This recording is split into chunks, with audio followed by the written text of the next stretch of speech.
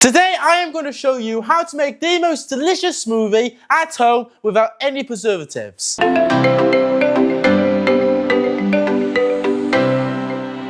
All you'll need is some coconut and some ice.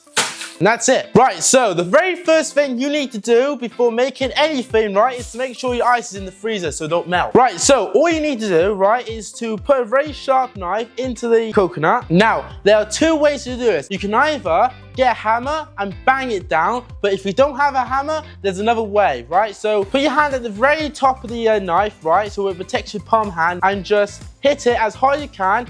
Make sure you have pressure and woo! Right, so once you've done that, right, repeat the process over and over again around the coconut and then try and create a lid. Right, so once you've done that and you cut all around the coconut, get your big knife and try and pull it out using the big knife. Whoa, this is... Try again. Come on. This is hard. Ah, got a bit of coconut water in my eye. Now that's done, next job, you need to put your coconut water, smoothie mixer, what do you call it?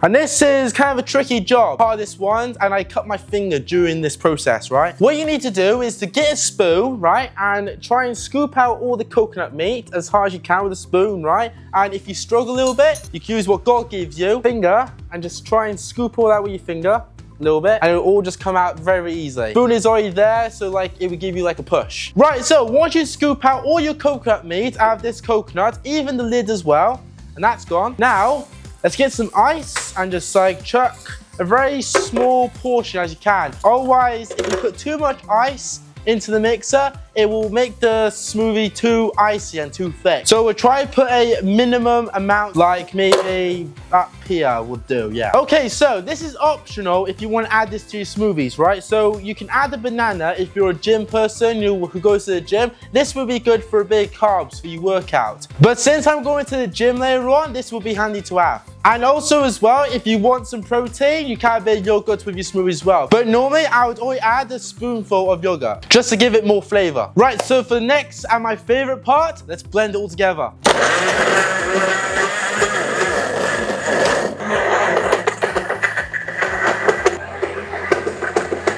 Come on. Right, once that is done, finally take it out. Whoa, look at that. It smells like banana. Wow, that's nice. Check it out. Whoa. That looks delicious, to be fair. Now, I'm not going to drink out of this because I don't want to be a pig. But what I can do is get a glass and just pour it all in.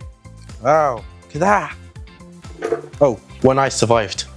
There's a few more left, but a bit of extras. All right, let's taste test. Let's go in everywhere. Yummy. Thank you all for watching. If you find this video helpful or enjoyed, please be sure to like and subscribe and comment down below what video we should make next to make sure that you have a better lifestyle. And without further ado, I'll see you all in the future.